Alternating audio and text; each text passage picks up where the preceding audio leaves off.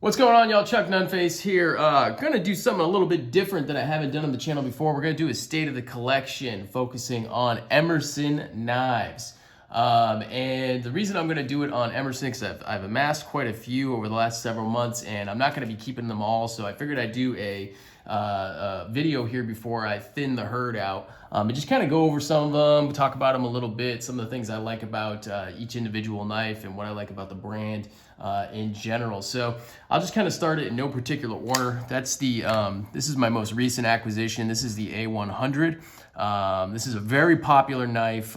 It's one of Emerson's probably oldest and certainly most popular models because it's just so neutral in the hand, from a company that's known for kind of very aggressive blade shapes and handle styles and everything else. This one is just it's the perfectly neutral one. And what makes this one a little bit different is it doesn't have the typical black G10 scales that you would normally see on most factory offerings. It's got the factory upgraded micarta, green micarta there, and it's also got some stainless look to it on all the hardware, which is something that's not always common for most of their models. So it's going to be 154 cm blade steel. Like pretty much I think everything on the table that I have is going to be 154 cm, and it's also V ground.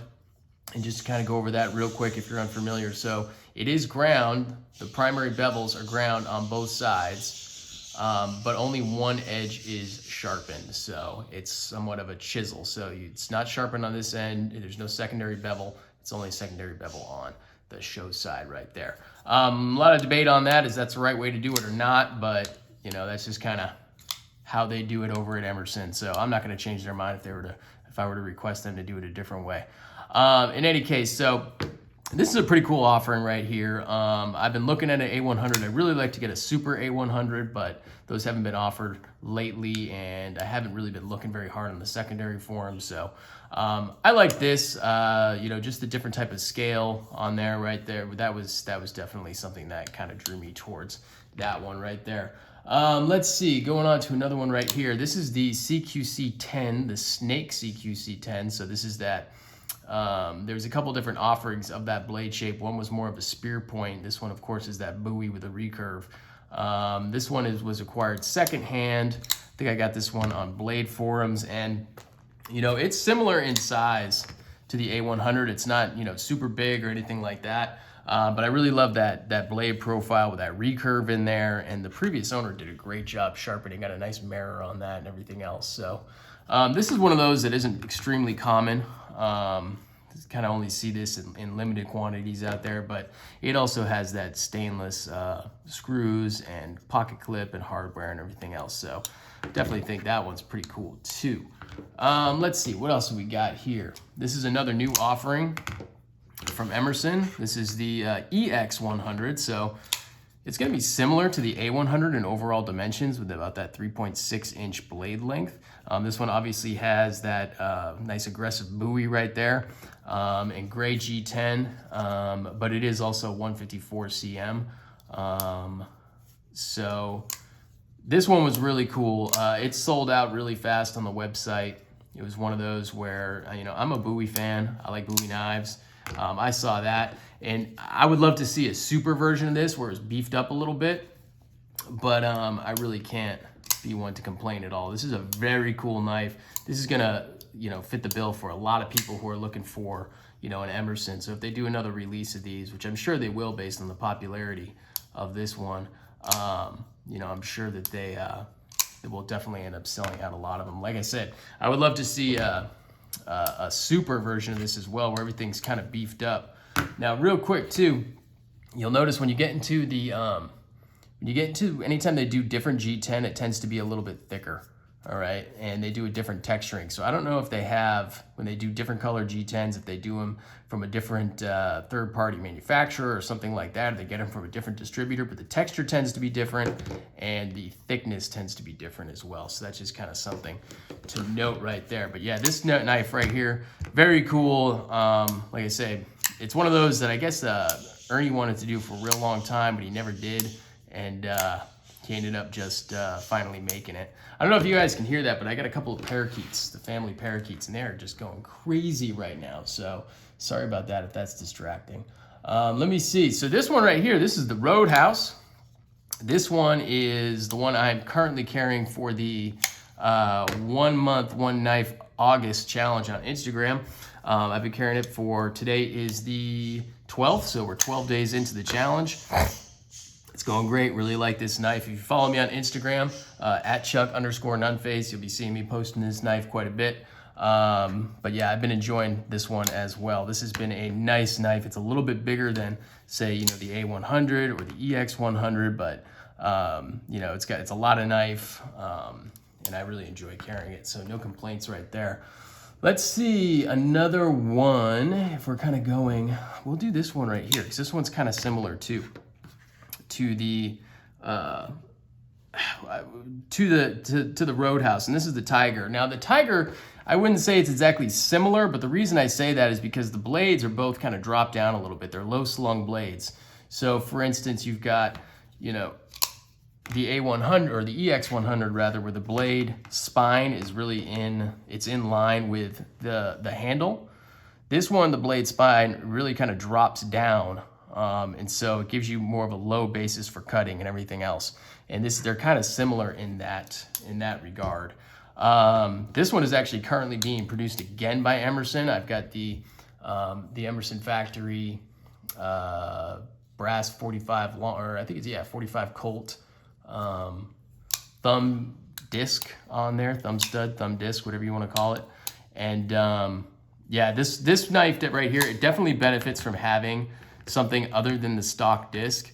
So, I mean, if you're looking to buy an Emerson, you may be tempted right away to go ahead and get, you know, a monster disc or anything like, or a raised disc, something like that.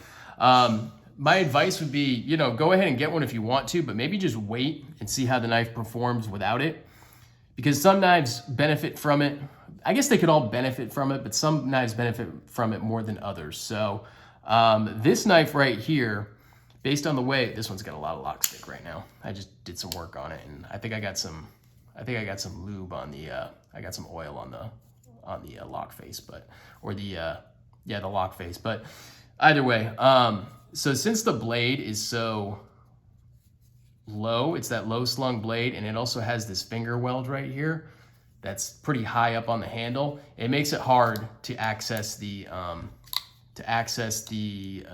thumb disc, the stock thumbstick, when it's in that configuration. So this one definitely benefits from, I had a monster disc on this before, but I just recently changed it actually today to this this raised disc here, and I really like this a lot better. It's performing better. So I'm very happy with that. This one's gonna go right back in the pocket. I think that's the way to go on the Tiger model right there. Another one that has a similar handle shape is going to be this CQC-13.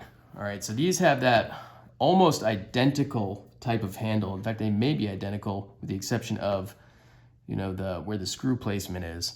And this one is kind of special because this is a 2006 edition, and it's done in a finish that's no longer offered anymore. All right, and so this is not, it kind of looks like a bead blast, but it's a non-reflective. It's probably, I forget the name of it. It's probably like a titanium nitride or something like that. I'd have to look it up. I probably should have done it before doing the video, but it's the original Bowie knife that they offered. I believe, correct me in the comments if I'm wrong, but I believe the CQC-13 was the original Bowie knife that Emerson offered. And this blade finish is no longer offered. So this is basically, it's in factory condition too. It's never been sharpened or anything like that. So this is kind of a special piece for a collector as well, since it's not offered in this configuration anymore. But yeah, you can see the handle styles are very similar. They've got that high finger weld, and they've got that that butt that wraps around on the handle that's really going to lock your hand in really well. It's almost like a Persian style knife. That's what it kind of reminds me of. And it's very comfortable in hand as well. But this one, because the blade isn't slung as low, the stock disc is fine on this one. Whereas on the Tiger, you really want to have that raised disc right there. So that's just kind of an example of one that benefits from having it and one that maybe doesn't benefit from having it so much. Let's see, we'll go on to stay with the CQCs. Here is the CQC-13. Actually, let me keep the ones that I've already gone over. separate from the ones that I haven't. Yeah, CQC-13, here comes the CQC-8. This one I actually do have the Grace Precision Monster Disc on it. I originally bought that for the old 8 that I had, and it went on a couple of different models, and it ended up back on the new 8. So yeah, the CQC-8, it's one of my favorite models overall. Great design. This is a newer production one. I got this direct from Emerson. I love the ergos on the handle. Yeah, it's a little bit big, but it's very comfortable in hand. I really like this almost like a guard that comes way down over your hand right there. You know, the action on this one is great as well. Any of the new Emersons, you're gonna have really nice action. So the old ones, and so this 13 is an example of an old one. It's got the double detent, and they're wonky. Sometimes they're great, sometimes they're not. You really got to fiddle with them. I just did a video recently where I did some adjustments on an old CQC-8, a double detent model. And, you know, the new ones, if you're unfamiliar with Emerson, my recommendation would be, you know, if you're looking to try out the brand, would be to get a new one. Get one that's been made since post 2017, 2018, or just get them direct from Emerson. I mean, the shipping can kind of be a pain because they charge kind of pretty high for shipping and everything else. But if you just want to experience the brand and kind of see if it's for you or not, my recommendation would be don't get an older model, you know, where it's going to have a double detent. I would just go and get one that's been, you know, a new production model and just go that way, because I think overall you'll be less surprised or pleasantly surprised and maybe not disappointed with the way that it performs from an action standpoint. You know, where we have an expectation nowadays that a knife is going to do and perform a certain way based on what's on the market right now. And when it doesn't, we're kind of going, well, we could kind of paint the whole brand with one brush when, you know, really if you had tried one that was newer, you would have maybe come to an appreciation of the brand. And then maybe if you decided you want to get an older one and see what those are all about, you would be able to judge it based on what the knowledge that you have already, instead of just kind of being like, oh, I don't like this at all. So I think that's kind of a pitfall. It kind of happened to me. My first Emerson was several years ago before I even had Instagram, and it was a CQC-13. I think it was the one that was made in 2012, something like that. And I had it for a while, and I didn't really like it because it didn't do the things that I was expecting a modern knife to do, you know, from, you know, an action standpoint. It wasn't flicking out the way I wanted it to. And frankly, this one really doesn't either without some wrist. It's more of a slow opening knife, or just a continuous motion knife where you don't break contact with the thumb disc. And I ended up selling it, I don't know, maybe a year after I got it, something like that, because I don't think I really understood what was going on, and I had a different set of expectations. So that's kind of a divergent on what we were talking about there, but just kind of my commentary. Let's see, what's next? We'll go into this guy right here. Here's one that you don't see all that often, and this is the Vindicator. So this one was a limited release. It was done, I don't know, several years ago. This one's from 2014, and it was done originally as a distributor special. So I think it was Blue Ridge Knives, was the original company that it was put out for. And it's a little weird because it doesn't really have a huge, it's kind of hard to understand where this knife would go in the lineup, because the handle shape is really nice, and it's got that definite nice palm swell right there. And so it's really comfortable in hand. It's got that milder recurve and that almost a harpoon type of drop point right there. And so it's kind of a cross between, you know, a Commander and CQC-15 kind of. And so it's like, it's a little weird. It's like, if you don't, well, I mean, here's a Commander, that's a Super Commander, and here's a Super CQC-15. So it's kind of that knife that you want. All right, so you want less of a recurve, but you don't want a tanto point. You want less of a recurve than a Commander, maybe more of a point than a Commander too, but you don't want a tanto. I guess that's where this knife kind of falls in. It's an interesting kind of knife. It's kind of the lost knife in the lineup, in my opinion. But I'm just kind of getting to know this one a little bit too. Like I say, I've only been carrying the Roadhouse, but it's an older model, but I think this is one that I could definitely appreciate as well. So that's the Vindicator right there. This is a 2014. So that's a pretty interesting model. Well, I've already kind of brought them out, but before I get into the supers, we'll just do the Market Skinner. I think the Market Skinner from Emerson is probably the sleeper knife of their entire line. I think it doesn't really get a whole lot of recognition, but it's a really effective blade. Now, this one, of course, has the orange scales. Once again, a little bit thicker than you would see on a typical Emerson. You know, it kind of matches up. So I think it goes with that theme that they get them someplace else, or my idea that they get them someplace else. Yeah, the Market Skinner is a really, I think, underrated knife. The blade profile on this is really great. It really is. It's got kind of that upswept tip, that nice drop point. It almost looks like a cutlass. So it's kind of done in that style of an old skinning knife or something you would see in a market, you know, in a meat market, something like that. And I think you could kind of picture that in your mind's eye while looking at this. The handle's really good on it, really good ergos. It's got that nice finger weld right there that I do like, that finger cutout. This, I think, is a really strongly performing knife that doesn't get a lot of play, and it doesn't get a lot of attention across the brand, in my opinion, from what I can see. And I think this is kind of like the sleeper on the Emerson line.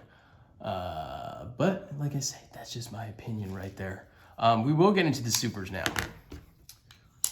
There is the Super Commander. I don't have a regular Commander. I've had a mini Commander and I've had a Super Commander. This one, of course, is wearing my Carta scales from the Shutter Doug. My buddy Doug made those. It has a different, that's not a monster disc. It's just a different colored disc that I pulled off another knife. And yeah, this is probably one of the nicest actions on any Emerson that I have. In fact, the Supers all tend to have, let me get the other Super. Well, two of the Supers that I have, they're newer production models. And I think this is the Super 15. And I think it is,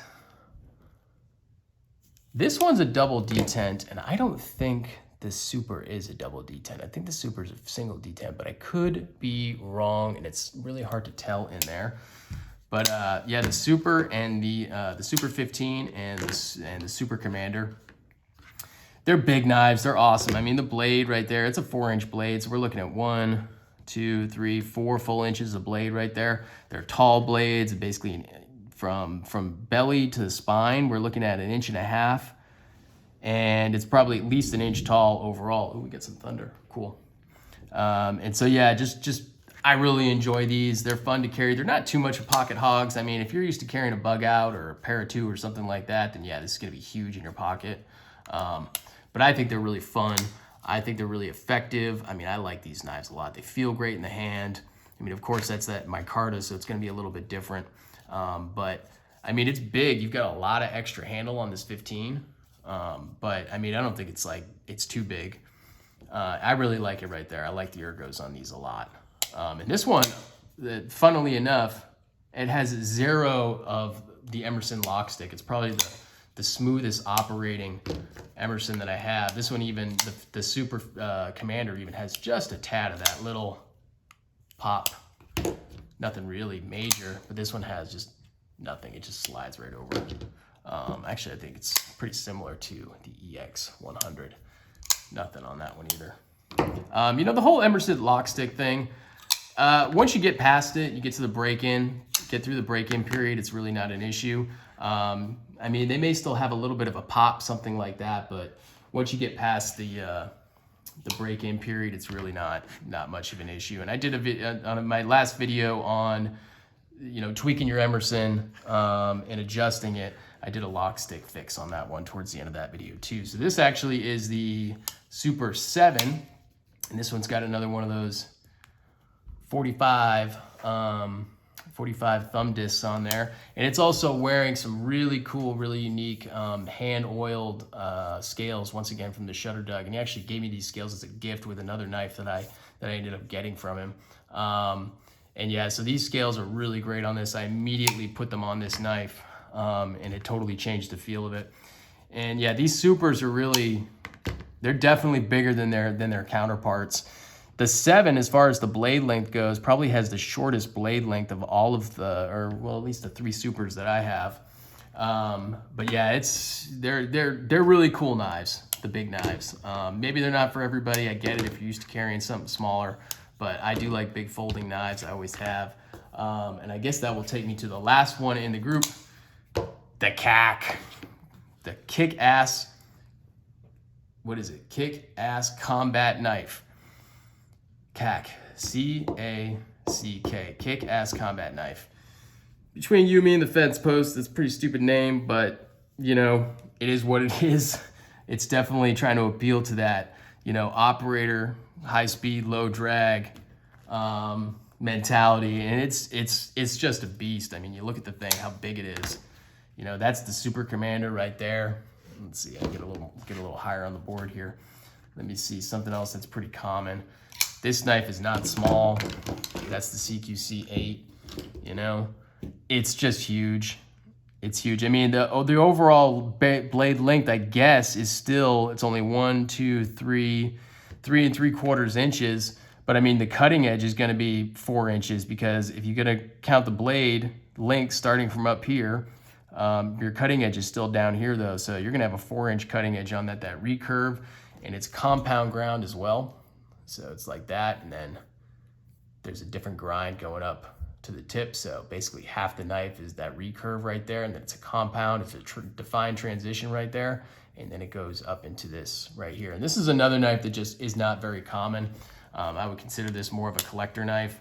It's just huge. The wave, it disappears into the handle, which they've done in a couple of knives in the past. It's just gigantic. It's outrageous, ostentatious, salacious, whatever you want to call it, Jackie Child style. It is just a big honking knife. So yeah, that's the CAC, the kick-ass combat knife. I'm gonna go ahead and just kind of wrap it up. That's it. That's the collection right there. That's the Emerson knives that I have in my collection. Figured I'd share them with y'all. You know, let me know if you have any questions. Leave a comment, leave a like, share with a friend. Subscribe if you haven't done so already. Go ahead and click that subscribe button. Turn on your alerts. You know, let me get those alerts on and let me invade your feed when I'm putting out new content. I appreciate y'all checking it out as always. Some of these are going to go up for sale, probably on Instagram, maybe Blade Forum, something like that. So if you follow me there at Chuck_Nunface and you're interested in something that I might be dropping, go ahead and hit me up, because I'll probably in the next week or so get something, a little sale post up there, get rid of some of these here. So I appreciate it as always. Thanks for checking it out, y'all. Have a great rest of your day.